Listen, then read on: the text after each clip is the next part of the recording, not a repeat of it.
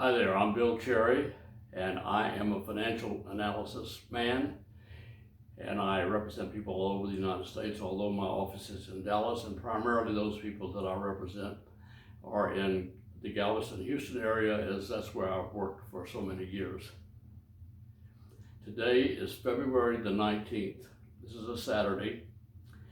I'm in Dallas, and the sun is out, and the temperature is about 35 degrees or so. It's supposed to warm up today, and then tomorrow, the next day, it's gonna freeze again.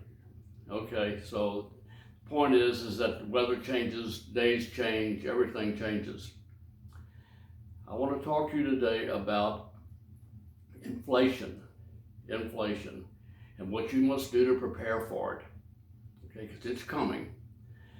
Also, if we have the problems that we have with Russia and the Ukraine, that's a whole nother issue that could cause very quickly rationing of food, gasoline, and that sort of thing. It's not good. You agree? But the problem is that most people are not prepared for that kind of an event. And so today I want to talk to you quickly about several things that you can do.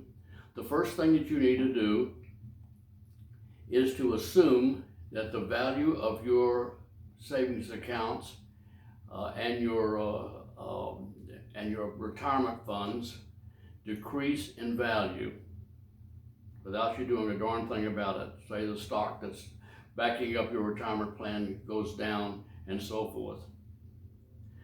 So if you've been drawing out a certain amount of money every year, and that's what you've been living on, you need to reconsider and to figure out what happens if it goes down 25%. And you keep drawing out what you've been drawing out. What happens is that you are going into the capital account in most instances, which means that you're depleting your assets, and that's not good.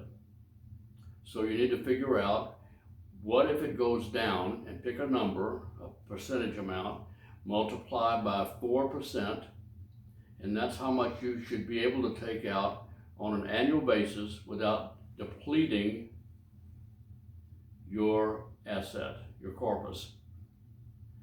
Then the next thing you do is say, okay, where do I make up the money from that I'm losing there? One of the things that is worthwhile thinking about today is if you have a home and it's paid for, or it's recently paid for, or you're paying on it and whatever, and you have not refinanced it in the last few years, now's the time to quickly refinance it and take out some of the money and put it in a savings, so that if in fact things start going bad and you need money, you have a place in your heart. You always know that it's there, and if you need to take out a couple of grand, you can do that in order to hold over. Okay?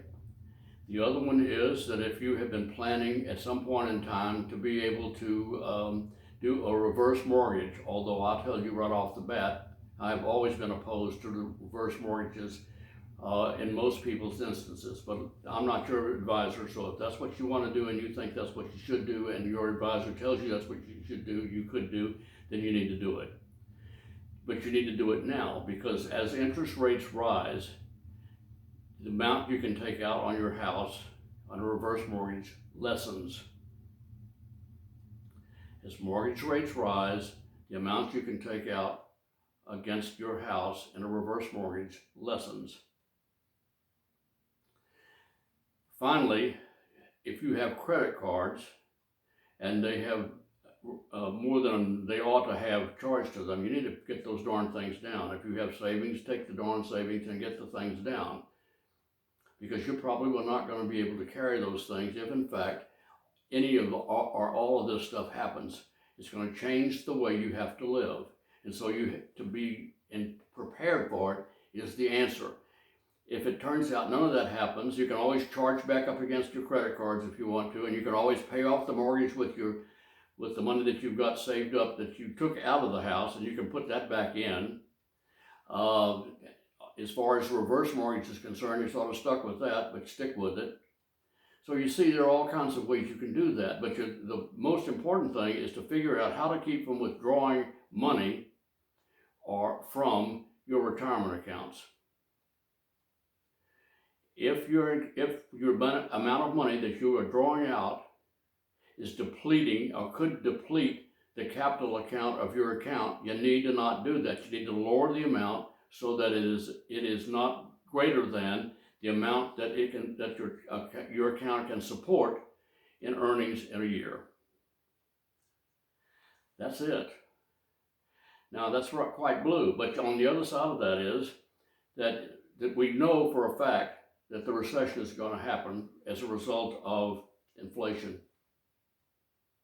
That's true. That's a true thing, because we have spent more money, the government has, than it has money to cover. So it's essentially been manufacturing money. So $1, they just say, well, the devil will issue another dollar. So when they issue a dollar, they print it out and they spend it, and they've decreased the value of your dollar. It's a round robin, isn't it? I'm Bill Cherry. I'm here in Dallas. If you need me, I'd be delighted to talk to you. I also seek other accounts. I'm an advisor is what I am. I think through stuff. And that's for many, many years of being involved in the financial business. My website is WSCherry, CHERRY, WSCherry, and .com. Okay? Nice seeing you. Let's hope it all works out well. But no matter what, if you do it correctly, if you're prepared, you'll have a big smile on your face, while your neighbors that didn't prepare don't. Bye-bye.